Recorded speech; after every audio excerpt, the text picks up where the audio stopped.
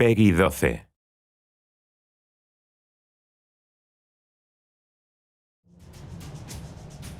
In Path of Fire, we were returning back to the Crystal Desert and to northern Elona. We wanted to go back to a place that means a lot to players and has history for the franchise, but we wanted to look at something that is now fresh. The last time we visited the Crystal Desert was in Guild Wars Nightfall. That was 250 years ago, so a lot has changed in that time.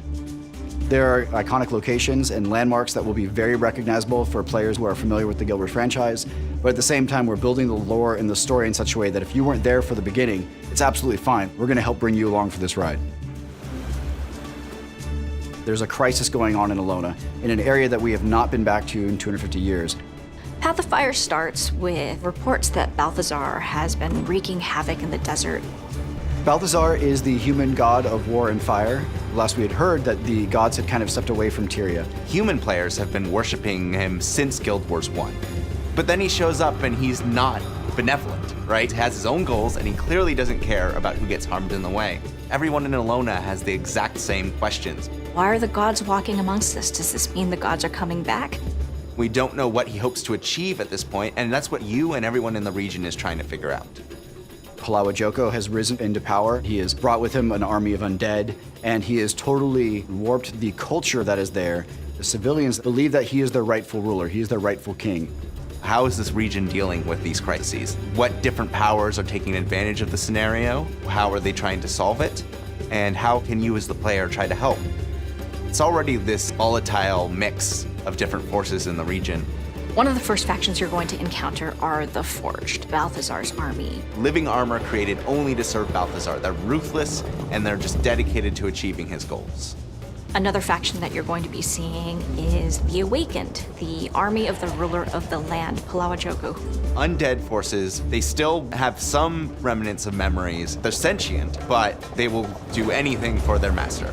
You've also got Kralkatork and the Branded. Mindless elemental stripped of their original self by Kralkatork's power. And of course, the player is being asked to, come do the hero thing. So the player needs to form a new coalition here in the desert. Path of Fire has a great combination of old friends and new, who all have very different perspectives on Balthazar. You've got your warriors like Ritlock, and you've got Casimir, and these people all get together to help the commander, the player.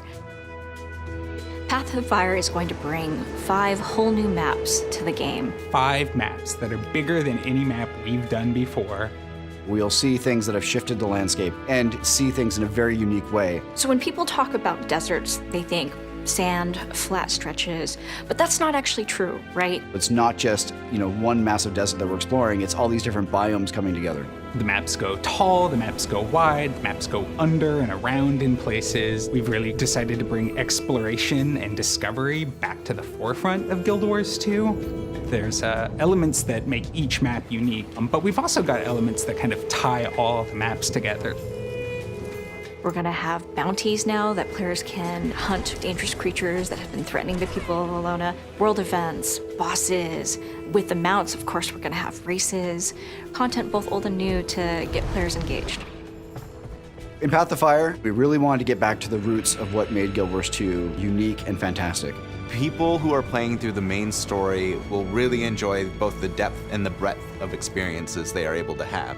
The interesting characters who, if they go just a little bit further, they'll run into.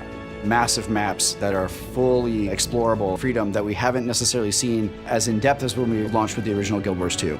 There's some really cool surprises we're building in. I want them to find this world as exciting and interesting and complex as anything we've ever created. And I want them to feel like they have a place in it too.